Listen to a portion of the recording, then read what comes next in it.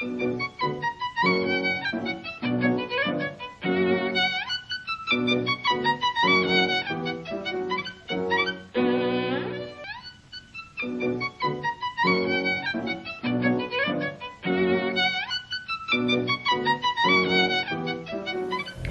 programa de hoje você vai conferir: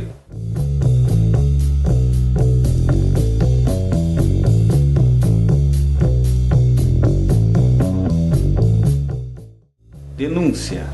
Trabalhadores da padaria Princesa denunciam um frequente atraso nos pagamentos de salário, além de maus tratos e assédio moral.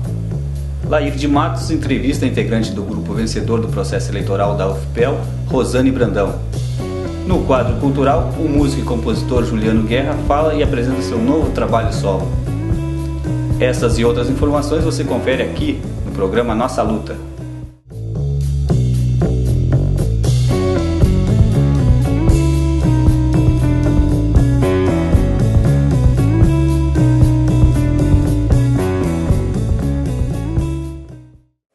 Boa noite, eu sou Clóvis Rogério e esse é o programa Nossa Luta do Sindicato da Alimentação. Há poucos dias, uma representação anônima junto ao Ministério Público, uma denúncia, colocou sob suspeita o processo de consulta feito à comunidade universitária, promovido pelas entidades que representam os diferentes segmentos da comunidade acadêmica. A Associação de Docentes da UFPEL, a ADUFPEL, a Associação dos Servidores Técnicos Administrativos da UFPEL, a ASUFPEL, e o Diretório Central de Estudantes da UFPEL, o DCE. Para falar sobre o assunto, o programa Nossa Luta entrevistou Rosane Brandão, integrante da coordenação do Movimento Reconstrução, a chapa vencedora no processo eleitoral da UFPEL. O programa Nossa Luta, há 2 meses atrás, entrevistou a Rosane Brandão. Estava iniciando o segundo turno para a eleição da reitoria da Universidade Federal de Pelotas. Ganhou a eleição o candidato Mauro Delpino. E agora, surpreendentemente, após o processo eleitoral, foi pedida a sua anulação. Qual a motivação, Rosane, desse pedido de anulação da eleição? Uma boa tarde a todos e a todas, boa tarde, Lair. Na verdade, o que aconteceu é que no Ministério Público, uma servidora trabalhadora da Universidade Federal de Pelotas entrou com alguns questionamentos em relação a essa consulta. Tá? Nós fizemos uma consulta informal na comunidade, a Junta Eleitoral, a Comissão Eleitoral e as entidades que trataram do processo fizeram um trabalho em relação a conversas, assembleias e deliberações de como seria esse processo eleitoral. Existe uma lei que rege a questão da eleição dentro da universidade, é a Lei 9192 de 95, e essa lei há muito tempo tem dado vários problemas. A história, por exemplo, da Universidade Federal de Pelotas comprova sucessivos golpes, né, em relação à aplicação dessa lei.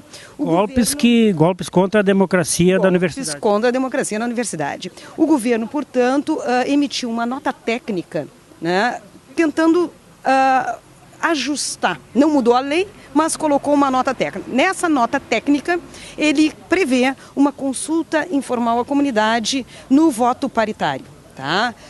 Que foi exatamente o que nós fizemos aqui. Aliás, o que nós fizemos aqui foi a mesma eleição que elegeu o professor César Borges em 2004, e que ele, inclusive, agradece numa carta, né, pública, aberta, e nós estamos divulgando, às entidades pelo processo, considerando um processo democrático. Bom, essa servidora faz alguns questionamentos em relação ao voto, ao tipo de voto, aos votantes, né?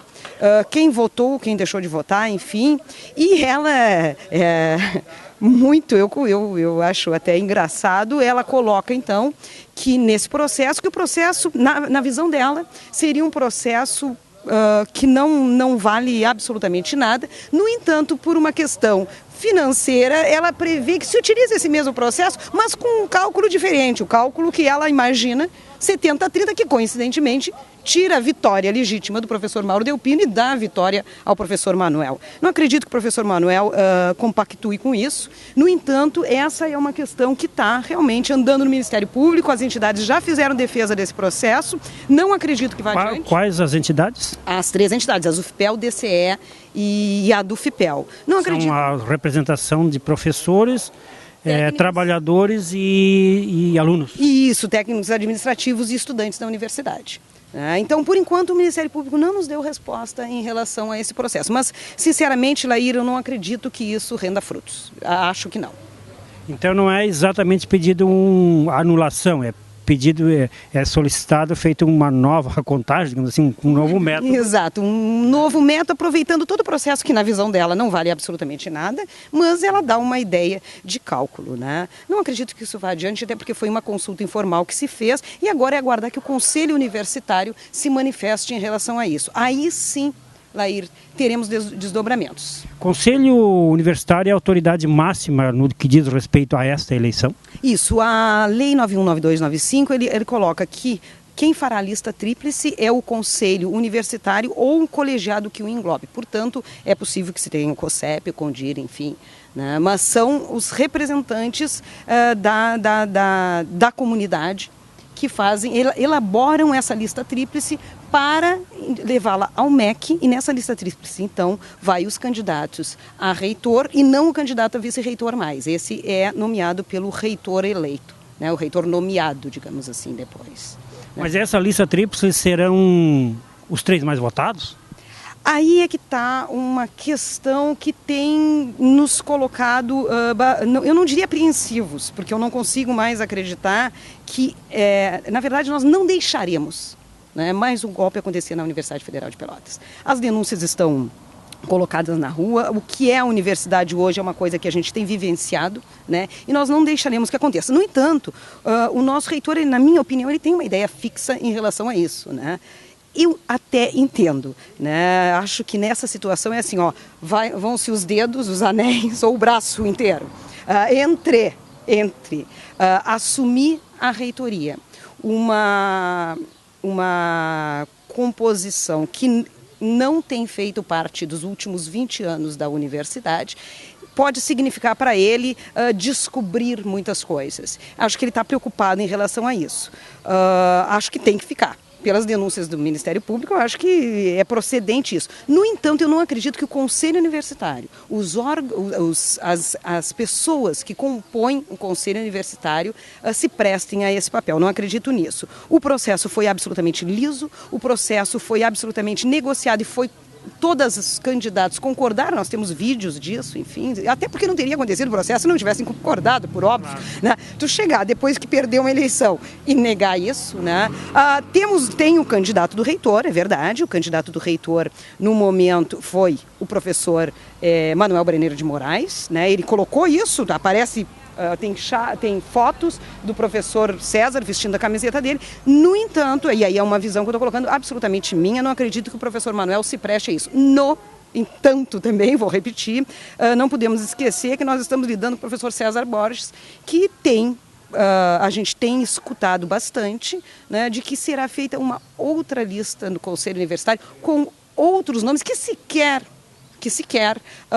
se prestaram à consulta à comunidade. Assim, há boatos de que poderia a lista aprovada pelo Conselho Universitário não ser a lista dos 3 mais votados na eleição democrática. Exato, nem sequer participaram de pleito algum. No Conselho Universitário se reúne o professor César com alguns, e isso é verdade, porque afinal de contas o Conselho tem todos os pró-reitores, que é nomeado por ele, nós temos pessoas que são indicadas, essas pessoas também estão, o mais engraçado é isso, elas também estão envolvidas na administração. Muito extraordinário, para dizer o mínimo, se o conselho que de alguma maneira participou da eleição tivesse uma posição que contrariasse a vontade da comunidade universitária. Não, por isso, absolutamente por isso que eu estou dizendo que eu não acredito que o conselho se preste a esse papel. No entanto, é bom ficarmos...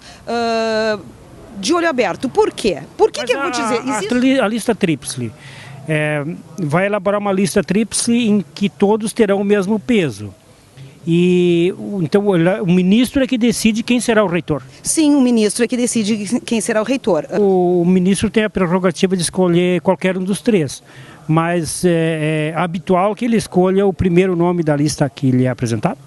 É habitual, sim, em nome da autonomia universitária. No entanto, né, nós sabemos de todas as denúncias, nós denunciaremos esse processo e mais do que isso, não acontecerá. O golpe não passará, não tem como. Nós criaremos uma... É fato, porque, na verdade, as pessoas estão querendo mudar a universidade, foi provado.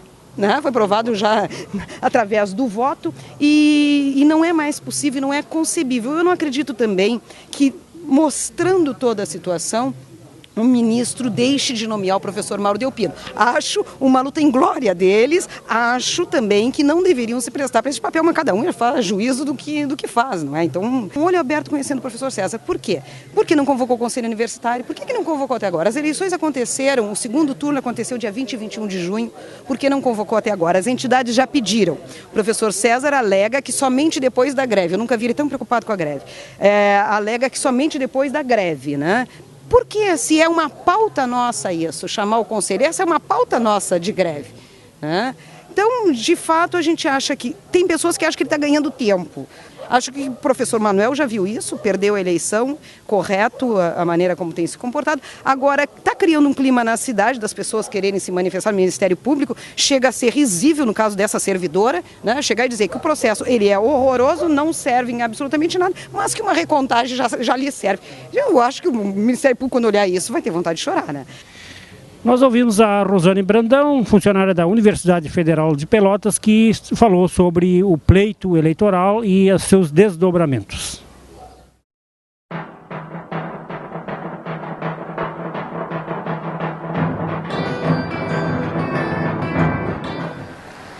Estamos diante da padaria Princesa, localizada na Avenida Fernando Osório, para mais uma denúncia da ação sindical. Esta padaria vem atrasando há vários meses o salário de seus funcionários. Mais uma denúncia desta empresa é em relação às férias. As férias dos trabalhadores vêm sido parceladas em até 6 vezes. O sindicato não concorda com esse tipo de atitude. E a terceira denúncia dos trabalhadores é a questão do assédio moral. O patrão desta empresa vem há vários meses xingando com palavras de baixo escalão os seus funcionários. Isso é um assédio moral. O sindicato vem tomando várias atitudes contra isso. Uma delas é entrar no Ministério do Trabalho, com denúncia. Uma outra é denunciando em rádio, televisão. Se você sofreu algum assédio moral, procure a ação sindical do sindicato e fale conosco. Meu nome é Kleber Kikoff, sou responsável pela ação sindical. Portanto, ligue pelo telefone 32 25 35 e 64 e denuncie se caso esteja sofrendo assédio moral. Esta é mais uma denúncia da ação sindical do Sindicato dos Trabalhadores da Alimentação de Pelotas. Meu nome é Kleber Kikoff.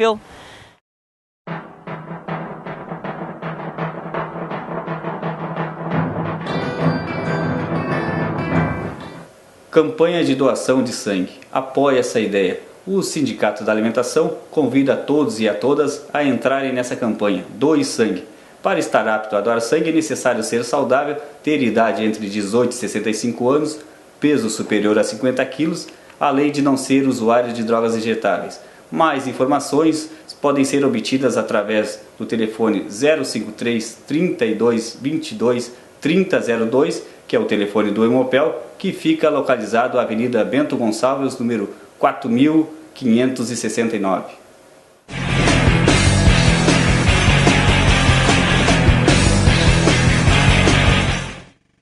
A revitalização da Avenida Fernando Osório é um buraco negro onde o dinheiro dos nossos impostos somem descaradamente. Em vez de começarem o trabalho em uma das pontas da avenida, começam em vários lugares ao mesmo tempo. Em muitos dos lugares, depois de terminarem o trabalho, desmancham parte da obra e refazem novamente. Em frente à Escola Fernando Osório, há um enorme piscinão, que em dias de chuva torna impossível passar por ali. A pista fica reduzida e apenas um carro consegue passar por vez, estrangulando o trânsito ainda mais. Os pedestres não têm uma faixa de segurança para poder atravessar de um lado para o outro da avenida. Cabe também destacar o transtorno para quem chega à cidade de Pelotas. A Avenida Fernando Osório é a principal entrada da cidade. Mais uma vez, as grandes obras acontecem apenas em ano de eleição, para iludir o eleitorado. Eu sou Alvacir Lessa Coelho, sou motorista da Skin Cariol, Gastrel. Aqui eu moro aqui pertinho, nessa rua aqui da Jardim do Prado.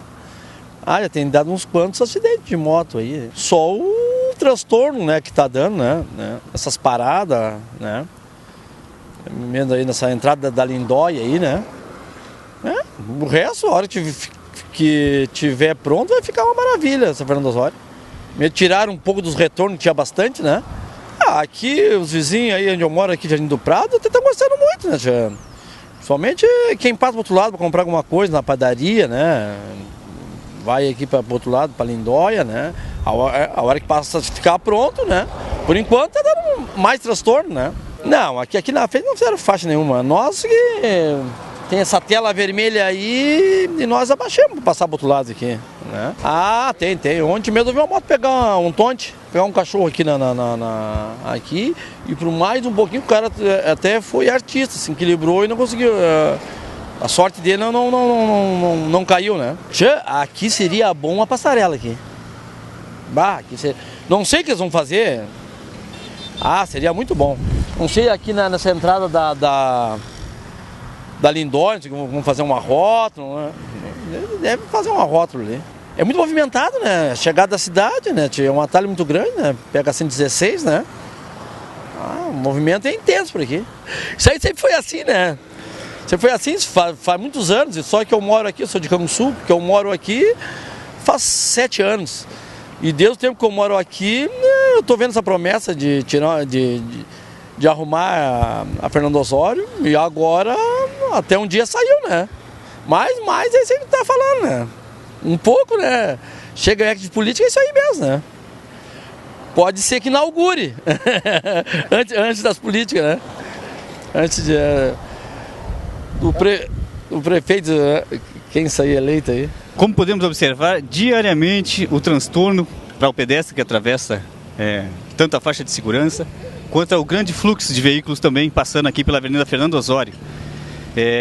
Tem causado bastante transtorno, tanto na questão aí do pessoal que circula pela Avenida Fernando Osório, como também trabalhadores que se deslocam da empresa para suas residências.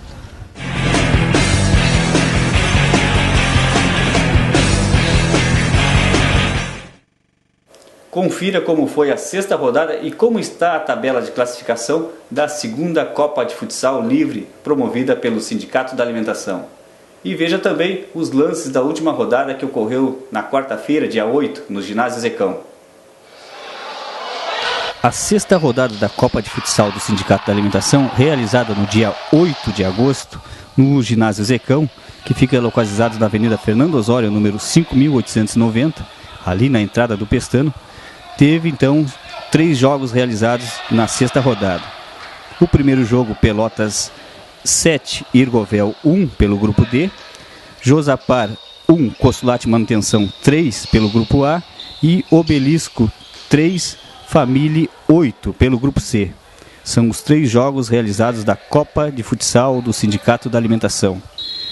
E a classificação ficou a seguinte: pelo grupo A, Bom Sul está em primeiro com 4 pontos, seguido pela SLC com 3 pontos, Consulate Manutenção com 3 pontos em terceiro lugar, Coplantil em quarto com 2 pontos e em quinto lugar Josapar Secagem com 1 ponto. Pelo grupo B, Consulate Produção 6 pontos em primeiro, Josapar Secagem em segundo com 4 pontos, Cereale A em terceiro com 4 pontos, Arrozeira Orlândia em quarto com 3 pontos e Biscoito Zezé, que ainda não pontuou. Pelo grupo C, em primeiro Adib Peixoto com 6 pontos, em segundo Arrozeira Pelotas B com 4 pontos, seguido terceiro lugar pelo Frigorífico Família com 3 pontos, CDA com 1 ponto e Arrozeira Obelisco em quinto lugar, que ainda não pontuou pelo grupo C. A classificação do grupo D ficou a seguinte: em primeiro Pelotas A com 6 pontos, em segundo Castro, Frigorífico Castro com 4 pontos, terceiro lugar Cereale B com 3 pontos, quarto lugar Fruc com 1 ponto e em quinto lugar Irgovel, que ainda não pontuou na Copa de Futsal do Sindicato da Alimentação. Próxima rodada, dia 15 de agosto, a partir das 20 horas, no Ginásio Zecão, que fica localizado na Avenida Fernando Osório, número 5.890, ali no bairro Três Vendas.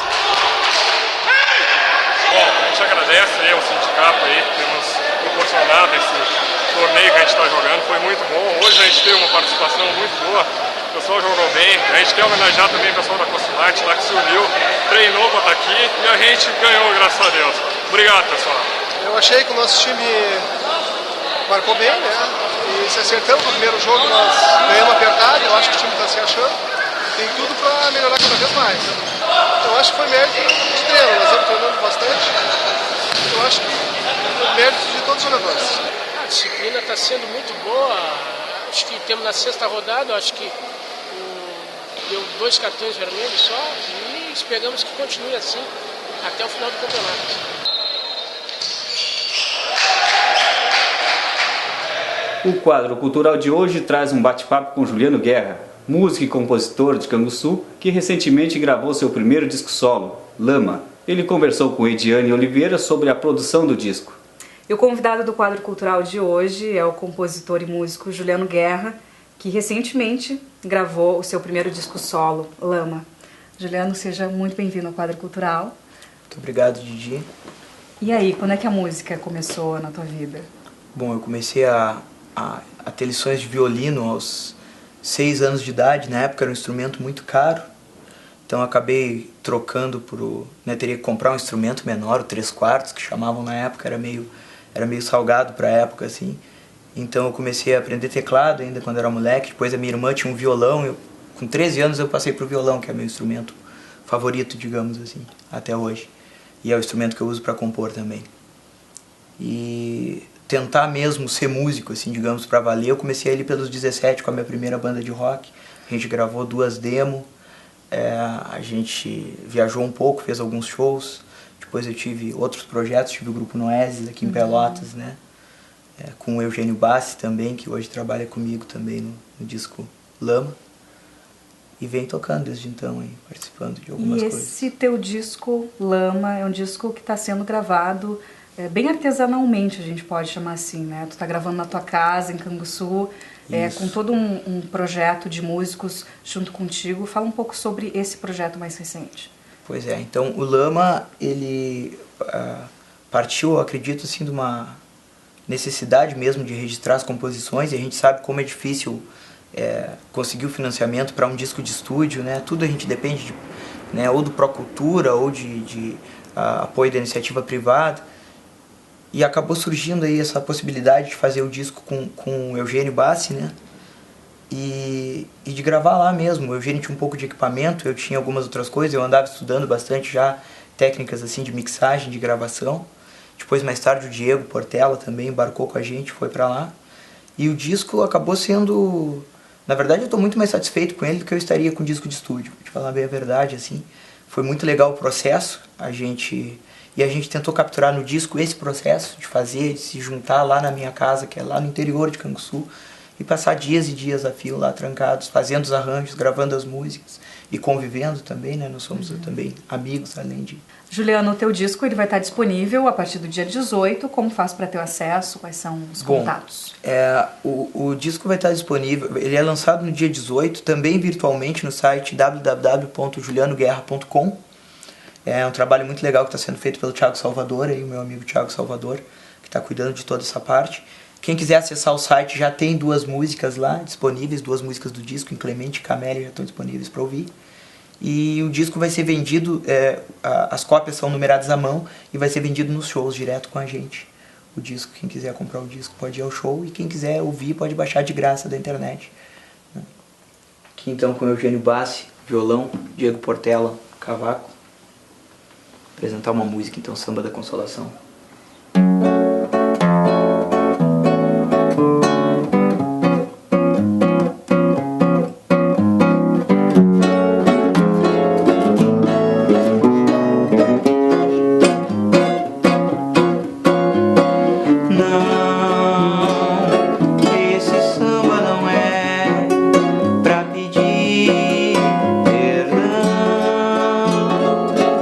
Esse samba eu fiz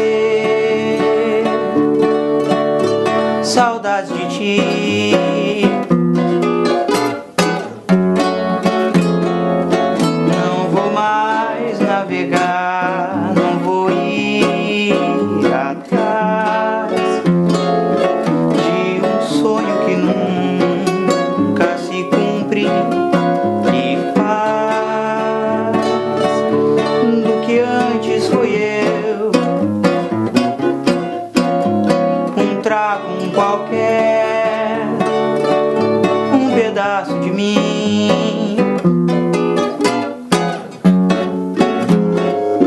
Vou mandar esse samba subir. Vou pedir pra essa gente cantar já, e nem vou me lembrar de esquecer de ti, se o aqui já é lá.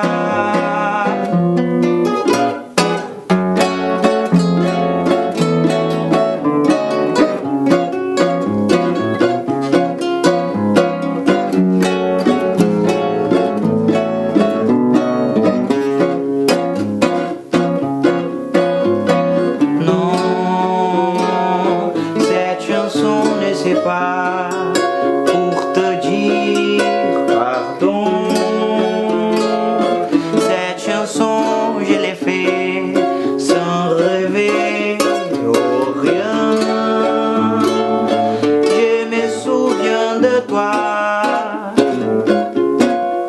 et je ne peux pas mentir, jusqu'au fond je t'aimais.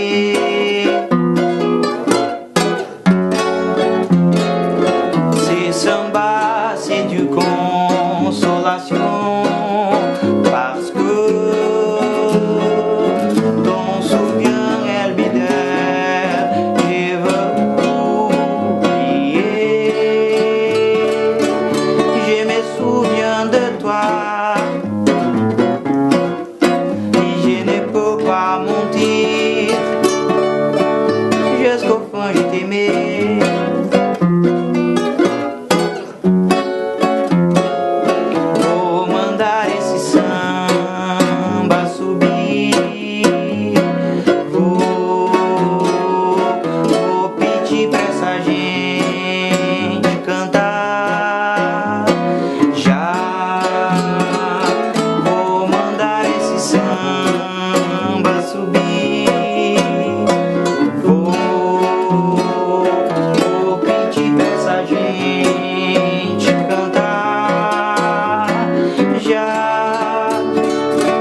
E ao final, por que não? Sem discórdia ou perdão,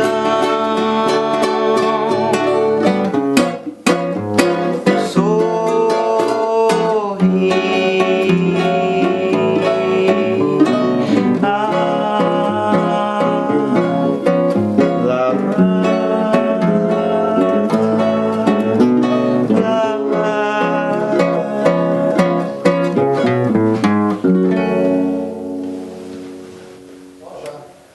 Esse foi o programa Nossa Luta, apresentado pelo Sindicato da Alimentação. Para acompanhar esse e todos os outros programas, acesse no YouTube, coloque lá Nossa Luta 1.tv. Nós voltamos na semana que vem. Uma boa noite a todos e a todas e até lá. Não.